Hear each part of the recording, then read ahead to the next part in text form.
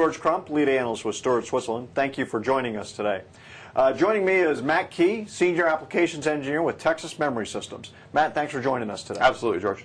You know, we've been working a lot lately with data centers that have started that sort of virtualization journey. Maybe they're kind of halfway down the path, and they're reaching a point now where mechanical storage is starting to become a performance problem for us.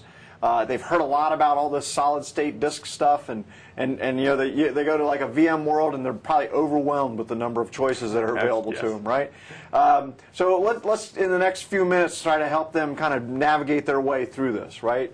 So first of all, let's talk about, there's really two classes if we kind of break it down at a very high level. We've got sort of server-side abilities or server-side SSDs, and then we've got network or shared SSDs. How do those map out for us? It's pretty much all what's dependent upon the application. So we look at IT from a holistic perspective as an approach to saving time and money. So when it comes to value from what we offer in an infrastructure, it's all bound on what we can deliver best to the end user or best to the application. So we look at PCI as an attachment method for SSDs or for some kind of caching mechanism. It's great to one specific application. Now, PCI, that's what we're talking about there is we're talking about flash memory on a board that goes inside a server, and then essentially the CPU is talking directly to that PCI, the SSD on that PCI, right? Yes, sir. Okay. Good. So we have dedicated attached storage. No, it's not too far different from traditional DAS, to where we offer a very high-speed, high-bandwidth storage platform to a specific application or set of applications within a physical server. Okay. Now, network-attached storage takes the values of SANs, the essentially irrefutable value that why SANs were implemented in the first place, of being more efficient and more effective with growing capacities, growing tolerance in terms of faults, and growing management capabilities with a storage-centric approach, and still providing value to these end applications. Okay. So if we offer SSD in the network side, we can continue to leverage higher performance on the application and better end user experiences without having to forfeit or give up these values of SANs to begin with.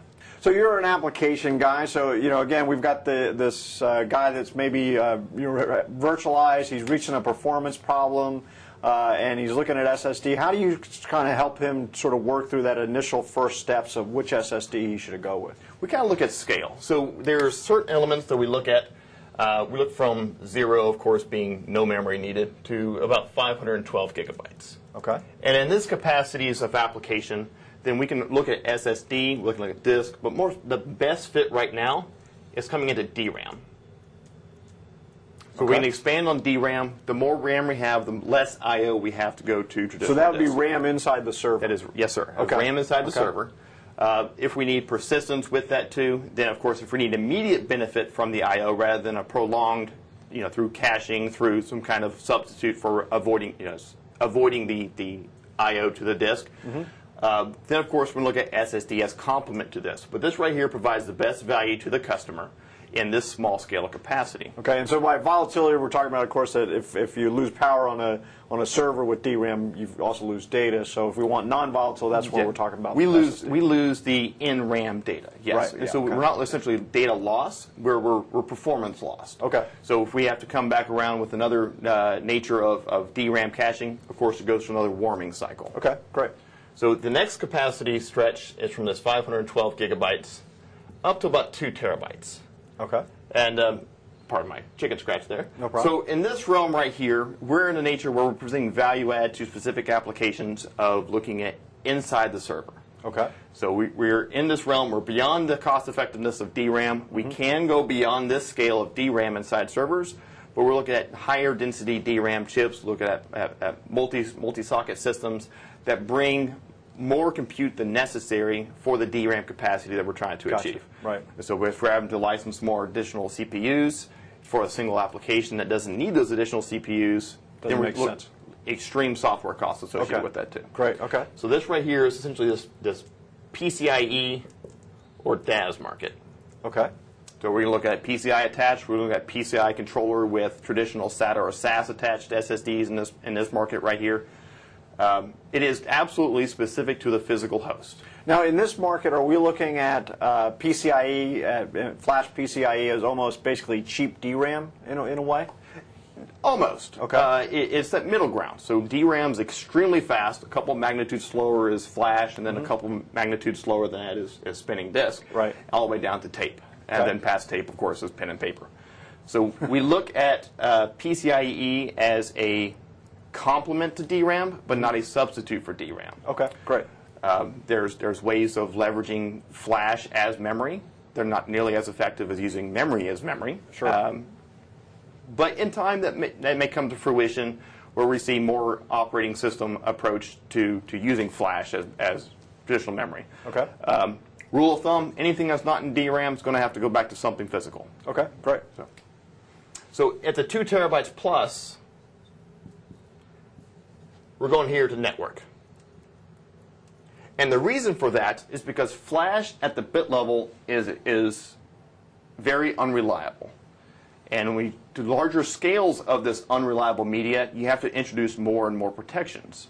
Okay. So you can, by all means, you're welcome to scale out your infrastructure on multiple PCI or multiple DAS devices. But as you increase this capacity across the scale, you'll find that you either have to duplicate or triplicate your cost of storage. Gotcha. Or you go to the network approach and you put the resiliencies that SANs provide for the protections of flash. Okay. So this right here, in a matter of scales, will help determine whether or not customers should stay on PCI and local attached SSD, or they should go to the network for this same level of performance advantage, but without compromising the management and the maintenance and the reliability of the flash. And I assume at this level in the network side, I gain maybe some capacity efficiency, because if I have a server that only needs, 20 gig and another server that needs a terabyte and a half, I can divide this network flash up exactly as the servers need it, right? Yes, absolutely. Okay. So if you had essentially, I'll make a little prettier schematic here. Okay. I have one physical box and another physical box. And these boxes right here host an array of virtual machines. And so these virtual machines right here, I do not know their load. I'm not the applications guy. I'm an infrastructure guy. These guys may spawn and be automatically load balanced. These guys may spawn and essentially create hotspots within a physical machine. Okay. So if I have two VMs that are creating a hotspot here and say a hotspot here, this guy right here is going to be fairly stagnant. Right. So if I have my little DAS approach to SSD, I'm getting contention on this DAS. Well, this DAS right here is staying fairly stagnant. Okay, got it. So if I were to avoid the local attached PCIe approach, I can go to the network and see full value add regardless of whether these VMs are within a single physical server or span across multiple physical servers. Okay, great. So I assume also this would help, the network option also helps in specifically the VMware environment where we're talking about vMotion and things like that as well, right? Yes, absolutely. Because Okay. all of those bells and whistles that VMware provides as additional value add for their software offering is essentially agnostic to whatever lies underneath. Okay. So these approaches right here may or may not require other operational steps in order to provide these vMotion capabilities. Other features can also be implemented down here. We can also do array-based replication, dedupe, compression on the array side. Right. That you would not be able to achieve on the server side because of these vMotion requirements. Okay, great. So, Matt, I really like this as a breakdown because this is a real simple category for people to look at. They're going to know how much capacity they need and they can kind of target it. Now, just to clarify, though, this capacity you've written up here is cumulative for the environment? Yes. Okay. Yes. So that if I have a 2 terabyte total, then that's when I need to start looking at networking and dividing that up. Absolutely. Okay, great. Well, Matt, thanks for coming in today. I appreciate it. Absolutely, George. Again, I'm George Crump, lead analyst with Steward, Switzerland. Stay tuned for future videos.